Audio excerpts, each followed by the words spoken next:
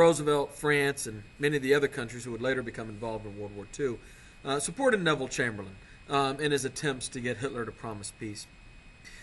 But it didn't work, of course. After promising he wouldn't take any more territory, in March of 1939, Hitler takes the rest of Czechoslovakia, and then he begins to threaten Poland.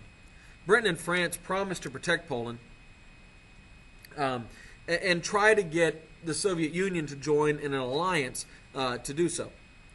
But Stalin hadn't been invited to the Munich conference, the leader of Soviet Russia. And he had given up on the idea that the West was going to help him. He was scared of the Japanese expansion to his east and the German expansion to his west.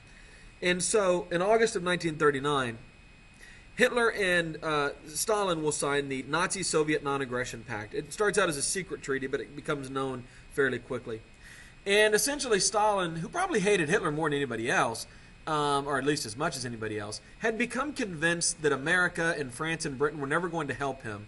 And so in desperation, he signed an agreement not to go to war with Hitler. Now, what this meant for Hitler was that his only real threat was now to his west, France and England. America probably wasn't even in his equation.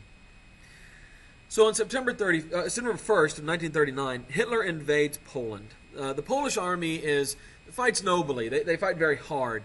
But they're oftentimes using horses against tanks. And in some battles, there's even soldiers armed with spears. They're just nowhere near the technological advancement of the German army, which is at that point the most modern army in the world.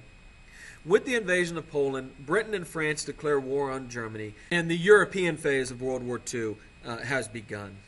Unlike World War I, it was very clear whose side America would be on if they entered the war. Of course, we began neutral. FDR believed that the U.S. must neutralize German military production, meaning that we must make more weapons than Germany can and supply the Allies. After Poland, FDR asked Congress to modify the Neutrality Act to allow us to sell weapons to the Allies.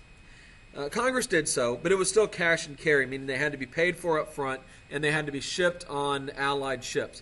American ships were not allowed in war zones. And meanwhile, in Europe, nothing really happens after the takeover of Poland. Sometimes this is called the phony war. There's a lull after the attack of Poland that lasts for about 6 months. And many people come to believe that Hitler's done. That's it. Between September 1st of 1939 and the spring of 1940, many people delude themselves into thinking that it's over. Of course, it wasn't. In the spring of 1940, Hitler unleashes his Blitzkrieg. This means lightning warfare.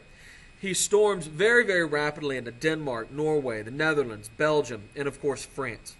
Mussolini also invades France from Italy, and France hit much more quickly than they expected, surrenders on June 22nd of 1940.